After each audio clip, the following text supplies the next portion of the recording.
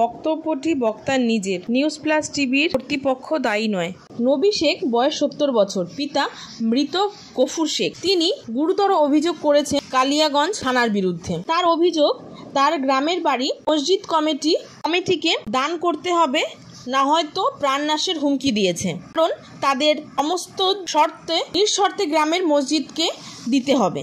তার দুটি সন্তান, সেই দুটি সন্তানকেও কালিয়াগঞ্জ থানার পুলিশ বা প্রশাসন তক্ত করছে বলে এই অভিযোগ করেছেন। তিনি যখন প্রশাসনের দ্বারস্থ হয়েছেন, প্রশাসন তাকে সাহায্য করবেন বলে আশ্বাস দিয়েছেন। আমার নাম হলো নবী শেখ। ওই জমি আমার বাবা কেস করেছিল। কেসের মাধ্যমে ওই জমিটা ওরা আমাকে বলেছিল যে কেসটা মিটিয়ে দাও, দিয়ে আমাকে একটা কাগজে সই করে দিয়েছিল। সেই জিনিসটা ওরা ওই 21 বিঘে মতো ওরা নামে করে দিয়েছিল। কথা বুঝছে, ওদের সরকারি ফান্ডে করে দিয়েছে। দেওয়ার পর আবার আমার ওপরে জুলুম যে এই জমিগুলো সব আমাদের থাকবে, সরকারি মারফতে থাকবে।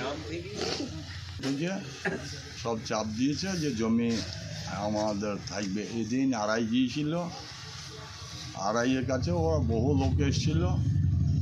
আমাকে দুটো কথা জিজ্ঞাসা করে আড়াই আর আমাকে কোনো কথা জিজ্ঞাসা করে যে তুমি জমি অধিকার কতটা দিয়েছো আর তোমার কতটা আছে। দিয়ে ওরাই বললো যে ওকে 40 বিঘে দিয়েছি আর আমরা 22 বিঘে নিয়েছি। দিয়ে এসব জমি আমাদের হস্তগত থাকবে, ও যতদিন বাঁচবে, যেতে ওই 40 বিঘে খায় তো খাবে, না খাইলে সব আমাদের জমি হবে, ওদের কোনো বংশগতি কোনো জমি আর থাকবে না। দিয়ে আড়াই লিখে নিয়ে চলে গেল। আমি প্রশাসনের কাছে আমি যাইনি এতদিন। কবে গেছেন? আজকে প্রথম এসেছি আমি, কিন্তু প্রশাসনের কাছে আমি কোনো সময়তেই যাইনি। হ্যাঁ, প্রশাসনের কাছে আমি যাইনি। তাহলে প্রথম থেকেই প্রশাসনকে কেন জানাননি? তখন বাবা বেঁচে ছিল, বাবা জানিয়েছে কি না জানিয়েছে আমি তো সেটা জানি না গো। হ্যাঁ, আর প্রশাসনের কাছে গেলেই প্রশাসন ওদের তো। তাহলে এখন আপনার কি সমস্যা? ওই জমি আমি পাচ্ছি না। একট বাবার নামে একট আছে, দাদুর নামে একট আছে, আমার নামে একট হইতে দিচ্ছে না। তা এর মধ্যে কি কোনো রাজনৈতিক ষড়যন্ত্র আছে বলে মনে করছেন? আমার তো মনে বলছে তাই। কথা বলিনি, কোনো রাজনীতি ষড়যন্ত্র ওদের ভেতরে কিছু আছে। আচ্ছা, তারা কি, তাদের নাম বা তাদের ঠিকানা কি আপনি কিছু জানেন বা আপনি কি বলতে চাইছেন? আমি ধরে নিন তাদের নাম, এখন মেলা লোক তো গায়ের, কথাটা বুঝি না, হয়তো সবগুলো আমার ঠিক হবে না। আমার মাথা প্রেশার বকতে প্রেশারটা বেরিয়ে যায় তো। এখন জোনা 5-6 সবাই আমার পেছনে 20 জনা সাক্ষী দিয়েছে, ওখানে 20-25 জনা সাক্ষী দিয়েছে। কোথায় সাক্ষী দিয়েছে? ওই আড়াইয়ের কাছে। আচ্ছা, হ্যাঁ, তা আমি অতগুলো নাম এখন আমি বলতে পারবো না। তাহলে আপনি আজকে প্রশাসনের কাছে এসেছেন, প্রশাসন কিরকম ভাবে আপনাকে সাহায্য করেছে? ওই যে আপনারা যেটা লিখে দিলেন ওইটা। হ্যাঁ, বলুন। আমি এখানে যেটা প্রশাসনের কাছে লিখে দিয়েছি, প্রশাসন লিখেছে, বলেছে, প্রশাসন বলল যে আমরা সেটা সাহায্য করব, উনি রেখে দিয়েছে বা আমাকে এসব কপি দিয়ে দিয়েছে। আমার ছেলেকে বাড়িতে থাকতে দিচ্ছে না। আচ্ছা, কি সমস্যা হচ্ছে? আপনার ছেলের নাম কি এবং কি সমস্যা হচ্ছে? আমার ছেলের নাম হলো নাজিমউদ্দিন। কথা বলছেন, এইবার ছেলেকে ওখান থেকে আমাদের দেবগ্রামে যে আছে, ওখান থেকে ফাঁড়ি আছে, ওই ফাঁড়ি থেকে বড়বাবু বা আরও সব হোম বলেছিল হাজির হয়তো ধরতে গিয়েছিল। ওই তারিখটা আমার মনে নেই, ওই তারিখটা আমার মনে নাই তো। আচ্ছা, আর কি সমস্যা হচ্ছে? দিয়ে এখনো 3 মাস বাড়ি ছাড়া চলে গিয়েছিল।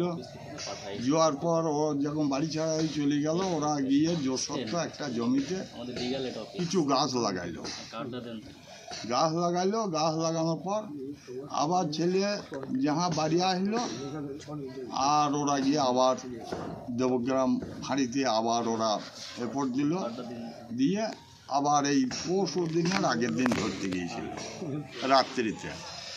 দিয়ে ছিল না তো ছেলে বাড়িতে, আমাকে কোনো পুলিশে কোনো কথা জিজ্ঞাসা করলো না। ছেলে বাড়িতে ছিল না, চলে গেল, পুলিশও চলে গেল। তাহলে এখন কি চাইছেন আপনি প্রশাসনের কাছে? এখন প্রশাসনের কাছে চাচ্ছি আমি যে সুস্থ হলে আমি ওখানে যেন আমি বাস করতে পারি, আমার ছেলেটা যেন বাড়িতে থাকতে পারে।